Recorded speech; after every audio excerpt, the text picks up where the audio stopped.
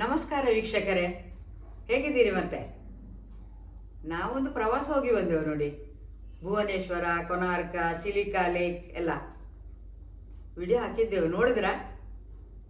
ನೋಡಿದ್ರೆ ನೋಡಿ, ನಮ್ಮದು ಚಾನಲ್ ಲೀಲಾ ಮಣ್ಣಾಲ ಯೂಟ್ಯೂಬ್ಗೆ ಹೋಗಿ ಆಯ್ತಲ್ಲ. ಮತ್ತೆ ಮನೆಗೆ ಬಂದ ಮೇಲೆ ಯೋಚನೆ ಉಂಟಲ್ಲ, ಪ್ರವಾಸ ಮುಗಿಸಿ ಬಂದಾಯ್ತು. ಯೋಚನೆ ಅದೇ, ನಾಳೆ ಕಾಫಿಗೆ ತಿಂಡಿ ಏನು ಮಾಡೋದು ಅಂತ. ಮತ್ತೆ ಇವತ್ತು ನಾನು ಏನು ಮಾಡಿದೆ ಗೊತ್ತಾ? ಬಾಳೆ ಕಿತ್ತು ರೊಟ್ಟಿ ಮಾಡಿದೆ. ಅಂದರೆ ಬಾಳೆ ಎಲೆಯಲ್ಲಿ ರೊಟ್ಟಿ. ನಮ್ಮ ದೇವರಾಜ ಮಾರುಕಟ್ಟೆಗೆ ಹೋಗಿ ಬಾಳೆ ಎಲೆ ತಂದದ್ದು. ಹೇಗೆ ಬಾಳೆ ಎಲೆ ತಂದು ರೊಟ್ಟಿ ಮಾಡಿ ಚಂದ ತಿಂದೆವು ಅಂತ ಈಗ ನೀವು ನೋಡಿ ಆಯ್ತಾ. ತಿಂದದ್ದು ತೋರಿಸ್ಲಿಲ್ಲ, ರೊಟ್ಟಿ ಮಾಡಿದ್ದೊಂದು ನೋಡುವ, ಆಗ್ಬೋದಲ್ಲ?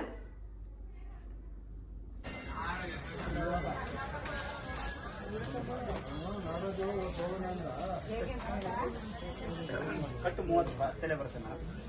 10-30 ರೂಪಾಯಿ. ಇನ್ನು ಈ ಏನಂದ್ರೆ ಕಟ್ ಪೀಸ್ ಬರುತ್ತಲ್ಲ ಆ ಥರದ್ದು, ಈ ರೊಟ್ಟಿಗೆ ಆ ಥರದ್ದು.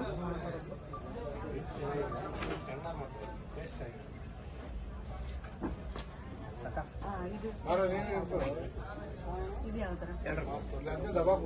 ಒಂದು ಪೀಸ್ 2 ರೂಪಾಯಿ ಇದಕ್ಕೆ ನಾವು ಕಡಿಮೆ ಮಾಡೋಂಗಿಲ್ಲ. ಇದರಲ್ಲಿ ಎಷ್ಟಿದೆ? 10 ಪೀಸ್ ಬರುತ್ತೆ. ಈ ಬಾಳೆ ಎಲೆ ರೊಟ್ಟಿ ಮಾಡಲಿಕ್ಕೆ ನಾನು ನಿನ್ನೆ ರಾತ್ರಿಯೇ ಅಕ್ಕಿ ನೆನೆ ಹಾಕಿದ್ದೆ. ಅಂದರೆ 3 ಗ್ಲಾಸು ಬಾಯ್ಲ್ಡ್ ರೈಸ್, 3 ಗ್ಲಾಸು ರಾ ರೈಸ್, ಊಟದ ಅಕ್ಕಿ, ಕುಚಲಕ್ಕಿ ಅಂತ ಹೇಳ್ತಾರೆ ಬಾಯ್ಲ್ಡ್ ರೈಸಿಗೆ, ಆಯಿತಾ. ಇದು 2 ಮಿಶ್ರ ಮಾಡಿ ನಾನು ನೆನೆ ಹಾಕಿದ್ದು ಸಮ ಆಗಿ. ಮತ್ತು ಇವತ್ತು ಬೆಳಗ್ಗೆ ಚೆನ್ನಾಗಿ ತೊಳಿಬೇಕಿದು ಅಕ್ಕಿನ. ಮತ್ತು ಮಿಕ್ಸಿಯಲ್ಲೇ ಆಗೋದಿಲ್ಲ, ಗ್ರೈಂಡರೇ ಆಗಬೇಕು.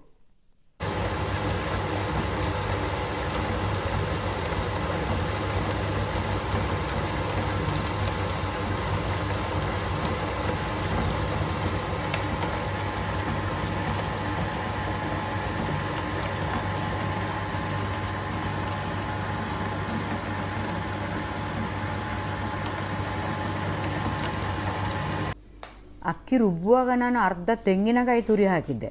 ಮತ್ತು ತುಂಬ ನುಣ್ಣಗೆ ರುಬ್ಬುವುದೇನು ಬೇಕಾಗಿಲ್ಲ ನೋಡಿ. ಮತ್ತು ಉದ್ದಿನ ದೋಸೆ ಹಿಟ್ಟಿಗಿಂತ ಸ್ವಲ್ಪ ಗಟ್ಟಿಗೆ ಇರಬೇಕು, ಬಾಳೆ ಎಲೆಯಲ್ಲಿ ಒತ್ತಲಿಕ್ಕಾಗಬೇಕು.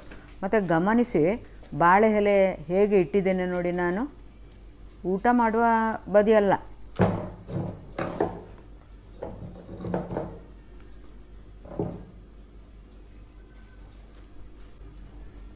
ರೊಟ್ಟಿಯನ್ನು ಒತ್ತಿದ ಮೇಲೆ ಸ್ವಲ್ಪ ಬೆರಳಿಗೆ ನೀರು ಮುಟ್ಟಿಸಿಕೊಂಡು ಸಮವಾಗಿ ತೆಳ್ಳಗೆ ಮಾಡಬೇಕು ರೊಟ್ಟಿಯನ್ನು.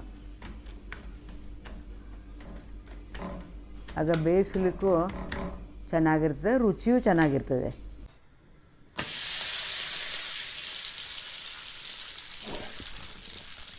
ಮತ್ತು ನೋಡಿ, ಬಾಳೆ ಎಲೆ ಸಮೇತ ಕಾವಲಿಗೆ ಹಾಕಿ ಬೇಯಿಸೋದು.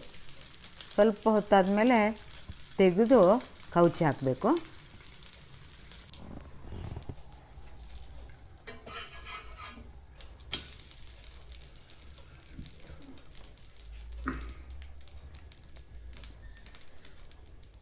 ನೋಡಿ, ರುಚಿಯಾದ ರೊಟ್ಟಿ ಸಿದ್ಧವಾಗಿದೆ.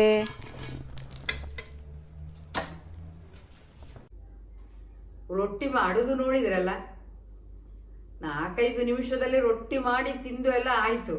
ಆದರೆ ಅದೇನು ಅಷ್ಟು ಸುಲಭ ಇಲ್ಲ ಆಯಿತಾ. ಸ್ವಲ್ಪ ಕಷ್ಟಪಟ್ಟು ಹೆಚ್ಚು ಸಮಯ ತಗೊಂಡು ಮಾಡುವ ರೊಟ್ಟಿ ಇದು.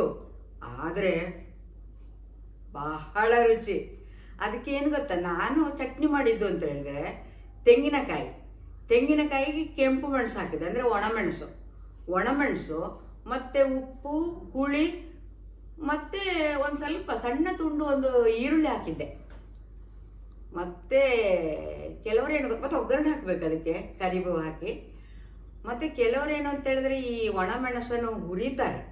ಹುರಿದು ಹಾಕಿದ್ರೆ ಅದು ರುಚಿ ಸ್ವಲ್ಪ ಇನ್ನೊಂದಾಗುತ್ತೆ, ಚೆನ್ನಾಗಿರುತ್ತೆ ಎರಡೂ, ಆಯಿತಾ. ಮತ್ತು ನಿಮಗೆ ಹಸಿಮೆಣಸಿನಕಾಯಿ ಚಟ್ನಿ ಇಷ್ಟ ಆದರೆ ಅದು ಮಾಡ್ಕೋಬೋದು, ಯಾವುದು ಇಷ್ಟನೋ ಅದು ಚಟ್ನಿ. ಮತ್ತೆ ಜೇನುತುಪ್ಪಕ್ಕೆ ಸ್ವಲ್ಪ ಗಟ್ಟಿ ತುಪ್ಪ ಹಾಕಿ ತಿನ್ಬೇಕಾಯ್ತಾ ರೊಟ್ಟಿ, ಎಂತ ರುಚಿ ಇರುತ್ತೆ. ನೀವು ಮಾಡ್ತೀರಾ ಮನೆಯಲ್ಲಿ? ಮಾಡಿದರೆ ಒಂದು ಕಮೆಂಟ್ ಹಾಕಿ ಆಮೇಲೆ, ಆಯ್ತಾ? ವೀಕ್ಷಿಸಿದ್ದಕ್ಕಾಗಿ ಧನ್ಯವಾದಗಳು. Thank you.